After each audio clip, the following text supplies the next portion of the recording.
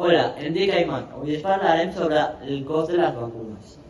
La major part del poble s'ha vacunat, però s'ha pensat alguna vegada en saber el cost de cada vacuna?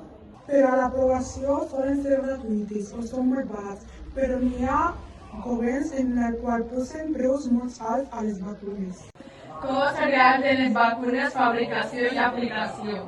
El cost real d'una vacuna té tres parts principals. La primera és la fabricació, que sol costar entre 10 i 20 euros per dosi, segons el tipus de vacuna i el lloc on es produeix. La segona part és logística, és a dir, el transport i la conservació, que pot costar entre 5 i 15 hores per dosi.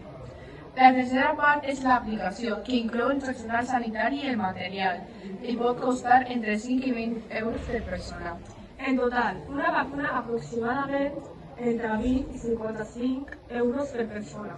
Si parlem de dues persones, el cost total seria entre 40 i 110 euros. Demà em vacunaré, saps quan costa? No, doncs a Espanya les vacunes obligatòries són gratuïtes. Ah, sí? Vale.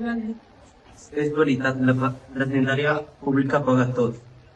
Doncs millor, estava una mica preocupada pel preu. No, tranquil·la, només entendràs sempre de salut. Es parlaré sobre el estat del benestar. L'estat del benestar és un sistema en el que el govern garanteix serveis bàsics com la sanitat pública per protegir la salut de la població. Un dels exemples més importants són els programes de vacunació.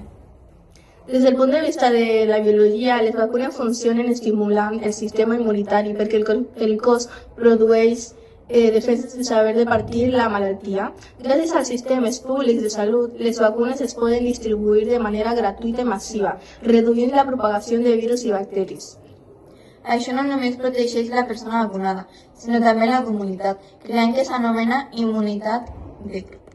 Per això, dins d'un estat de benestar, les campanyes de vacunació són fonamentals per prevenir les epidèmies, augmentar l'esperança de vida i millorar la salut en general de la població.